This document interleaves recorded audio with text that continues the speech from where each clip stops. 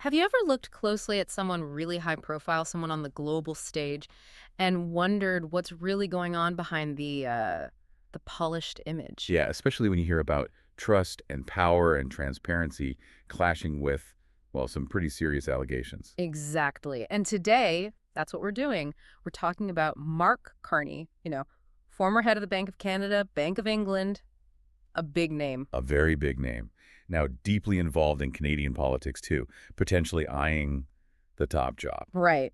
But the sources we've been digging into for you today paint a picture that's, let's just say, intriguingly different from that public persona. It really is like peeling an onion, isn't it? What looks smooth on the outside, well, gets complicated fast underneath. Welcome to the deep dive.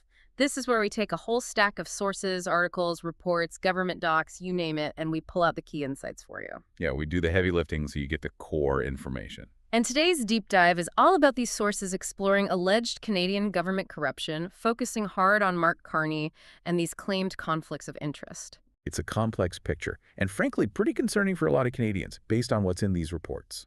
Our mission here is simple. Distill it all down.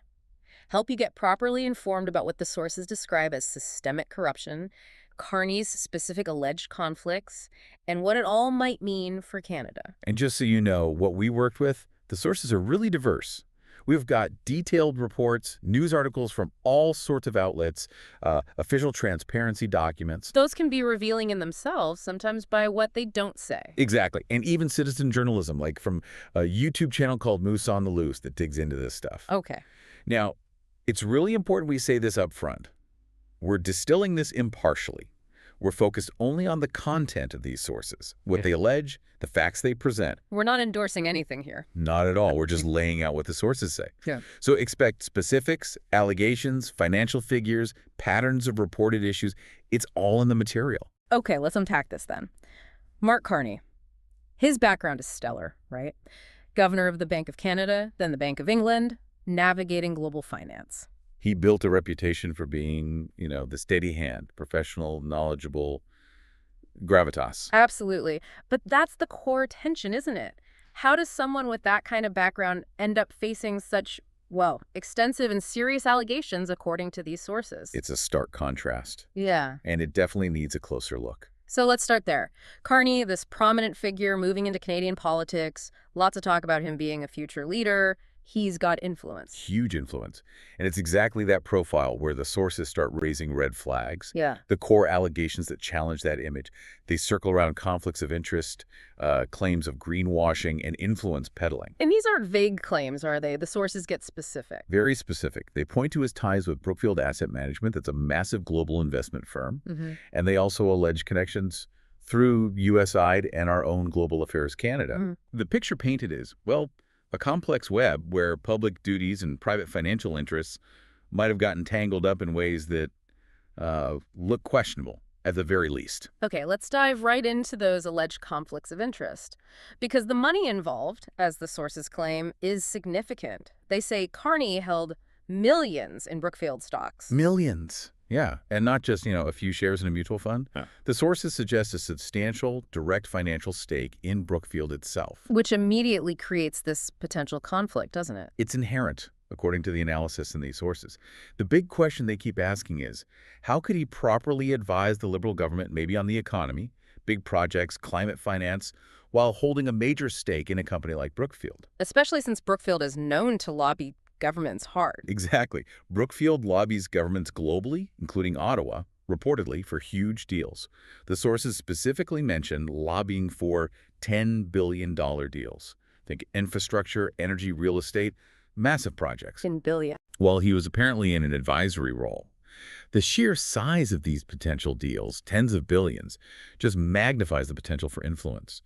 It makes you ask, whose interests were really being prioritized? Now, the sources do mention that to deal with the scrutiny, his assets went into a blind trust. That's the standard move, right? Supposed to fix the problem. That's the theory, yes. A blind trust is meant to separate the official from knowing or managing their specific investments. So, no conscious conflict. Sounds reasonable. But the sources we looked at say this particular blind trust is still under heavy scrutiny. The issue isn't just, did he set one up? It's more, does it actually remove the conflict in this case? How so?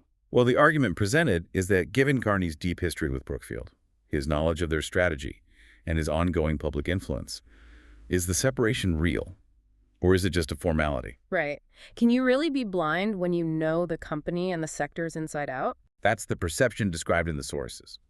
Even if he doesn't manage the stocks day to day, if he's advising on policies that benefit sectors where he knows Brookfield is a major player, well, the potential for indirect influence, even unintentional, remains. It feels like the scale of his prior involvement makes the blindness questionable to these critics. That's precisely the scrutiny highlighted in the reports. The connection feels too significant, too recent, for the trust to fully dispel concerns about influence. Okay, this is where it gets, as you said, really interesting. The greenwashing part. Carney's been a huge public advocate for climate action, right? UN climate finance envoy, leader in sustainable finance. A very public champion, yes, which makes the counter-narrative in our sources so, well, jarring. They detail Brookfield investments that seem to completely contradict that image. Like what specifically? Okay, for example, reports claim Brookfield has investments linked to deforestation in Brazil. We're talking projects allegedly contributing to clearing rainforests, a huge source of emissions. Directly undermining the climate goals he promotes. Directly. And then there's the extremely problematic issue of alleged Xinjiang-linked renewables. Oh, wow. Yeah. Sources detail Brookfield investments allegedly tied to companies operating in Xinjiang, where, as we know, there are widespread reports of forced labor and severe human rights abuses. So the ethical questions there are huge. Can you call it green if it's linked to that? That's the core of the critique in these sources. Yeah. How do you reconcile investments allegedly tied to deforestation or potential human rights abuses with this high-profile role advocating for sustainable, ethical finance? It raises massive questions about the integrity of green finance itself. Is it really about saving the planet, or sometimes just another way to make money, maybe cutting ethical corners? The sources definitely push that question hard. They present it as a fundamental contradiction between the public stance and the alleged private investments. Beyond the money and the green stuff, the sources also bring up other pretty serious claims. One that jumps out is that Carney allegedly lied about meeting CCP-linked groups. Lied. That's strong. Incredibly strong. And the implications, if true, are massive for trust and transparency. If a figure like Carney is accused of dishonesty about meeting groups tied to the Chinese Communist Party. It immediately raises questions about foreign influence, doesn't it? Absolutely. What meetings? Which groups? Why allegedly lie about it? It touches on potential influence operations, national security concerns, and the basic credibility of public figures dealing with powerful foreign states. Trust is everything in that role. It's the bedrock. Any hint of dishonesty, especially involving foreign powers with their own agendas, can just shatter it. And the sources bundle in other things too, right? Briefly mentioning alleged ties to Ghislaine Maxwell and claims of plagiarized speeches. Yes, they do. While maybe not directly linked to the financial or policy conflicts, these allegations are presented as part of a broader pattern of scrutiny. Adding layers to the overall picture. Exactly. Yeah. The alleged Maxwell ties raise questions about judgment and associations. Plagiarism claims hit at intellectual integrity. Even if they get less space, the sources include them, suggesting they contribute to this overall image of a figure facing challenges on multiple fronts. It paints a picture of scrutiny coming from various angles. It really does. It underscores the breadth of the questions being raised about his conduct and connections. And then there's this absolutely massive figure, an alleged $73 billion taxpayer funds funneled to green grift with Bill Gates. $73 billion. That number is just staggering. What exactly is the grift part, according to the sources? It is a jaw-dropping number. And the term green grift used in these reports implies a deliberate scheme, not just inefficiency. It suggests public money, meant for climate initiatives, was allegedly misused or diverted to benefit private interests instead of achieving real environmental goals. So not just wasted, but potentially channeled improperly. That's the allegation. The sources suggest a lack of transparency, funds flowing through complex international partnerships, maybe involving figures like Gates, into projects with questionable environmental benefits, or ones that mainly enrich the private partners. With $73 billion, the potential for things to go wrong is enormous. Precisely. The core concern highlighted is about accountability for these huge sums, especially in areas like climate finance where oversight can be complex. Are taxpayers getting value, or are funds being misdirected under the banner of green? It challenges the idea that all green spending is inherently good. Okay, let's broaden out now. The sources don't just focus on Carney, they talk about wider patterns of alleged corruption and waste. Starting with USAID, the U.S. aid agency. Why is that relevant here? It's relevant because the sources explicitly connect Carney's alleged network to USAID global affairs through wasteful foreign aid and climate finance scandals. It shows these aren't just Canadian problems, but part of a bigger landscape. So, similar issues happening elsewhere. Yes, and USA provides a stark example. The sources detail a huge $550 million plus scandal with DEI contracts where officials actually pleaded guilty to bribery. Pleaded guilty, so confirmed corruption. Confirmed. A scheme involving inflated contracts, kickbacks, under the cover of diversity initiatives. It shows how systemic this can be. And then there are figures like $1.14 billion in Haiti aid lost and $74 million Cuba funds vanished. Gone. Vanished without clear accountability, according to these reports. Money meant for the world's poorest, just disappearing. That's devastating. It's not just numbers, it's real people affected. Absolutely, and the sources add political context too, mentioning ideological misuse under Biden, but also how earlier Trump reforms led to USA being paused for fraud and billions clawed back. So concerns from both sides of the aisle. Exactly. It highlights a persistent bipartisan concern about accountability at USAID. Fraud, waste, mismanagement, these issues seem embedded, leading to reforms and clawbacks under different administrations. It points to deep, systemic challenges in managing international aid effectively. Okay, so that's the U.S. context. Now bringing it back home. Global Affairs Canada, GAC. The sources report similar problems here. They do. They paint a concerning picture within GAC itself, specifically mentioning 56 cases of misconduct in 2023 alone. That includes fraud, harassment, embezzlement. 56 cases in 1 year, in one department. It's just more than just isolated incidents, doesn't it? The sources frame it as potential systemic weakness or a culture where misconduct can happen, maybe without enough checks. And this is the department handling Canada's diplomacy and foreign aid. It impacts our reputation abroad, surely. Directly. And the sources also bring up historical and ongoing bribery cases. SNC-Lavalin is the big one, obviously. That whole saga involving alleged bribes for contracts in Libya shook Canadian politics. It's a huge scandal. And the sources mention broader foreign official corruption concerns too, suggesting SNC-Lavalin wasn't necessarily a one-off, but part of a larger challenge for Canada internationally.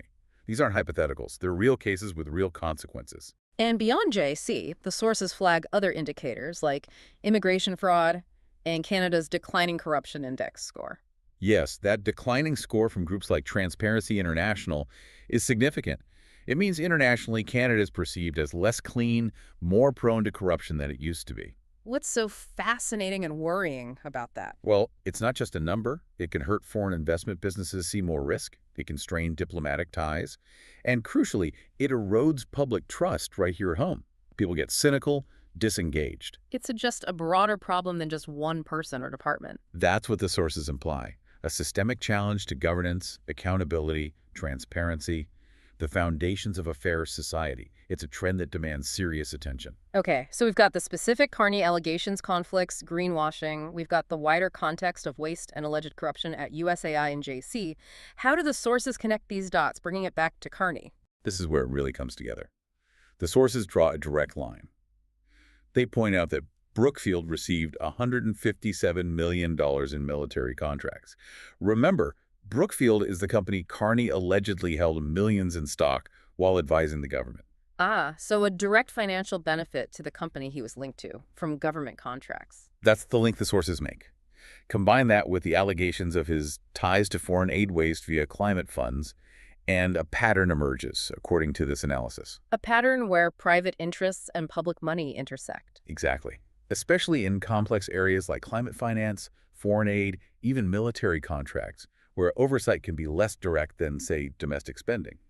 The sources suggest these areas are vulnerable. If you connect that to the bigger picture. It suggests a systemic risk where public funds might be influenced or directed towards private entities with close ties to powerful advisors or officials. Who really benefits? That's the underlying question these sources raise. And to show this isn't happening in a vacuum, the sources remind us of other big Canadian scandals, right? Like ArriveCan recently. Yes, ArriveCan, with its $64 million fraud allegations around procurement.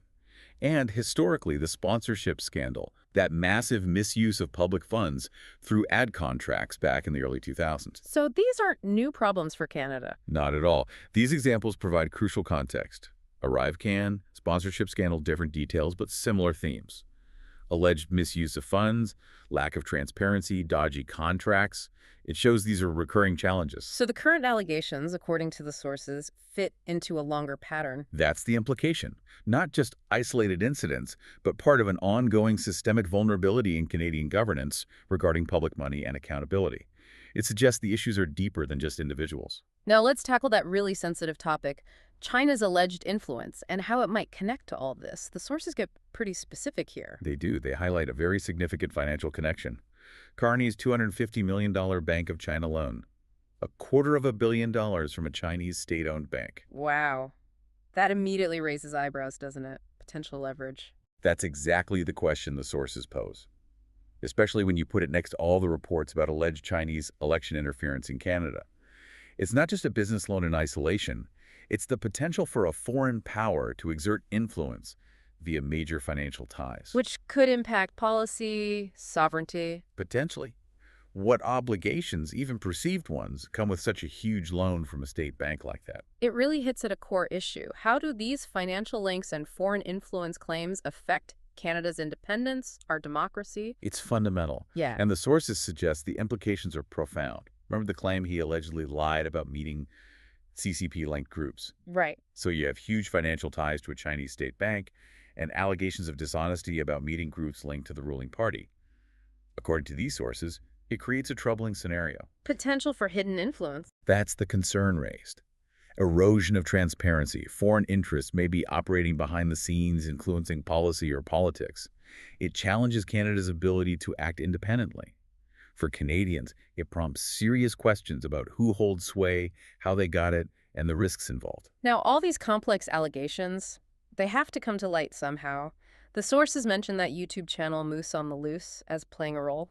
Yes, the sources highlight Moose on the Loose as a channel that actively exposes these as part of broader liberal corruption. It's an example of how citizen journalism is factoring into this. Reaching audiences perhaps differently than traditional media. Exactly.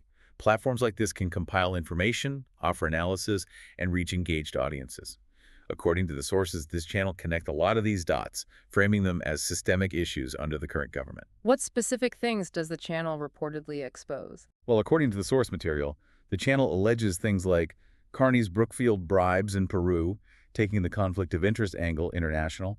It talks about ties to Democrat elites, suggesting cross-border networks. Also raises concerns about liberal surveillance, alleging domestic overreach. And it heavily focuses on Trudeau-Carney foreign aid waste, directly linking the PM and Carney, plus critiques of CBC bias and hammering on those China connections. So it weaves many of these threads together. It does, according to the description in our sources. It shows how non-traditional media contributes to the public discourse, amplifying allegations and shaping narratives. It also highlights the challenge of verifying information in this digital age, with claims coming from diverse, sometimes highly opinionated platforms.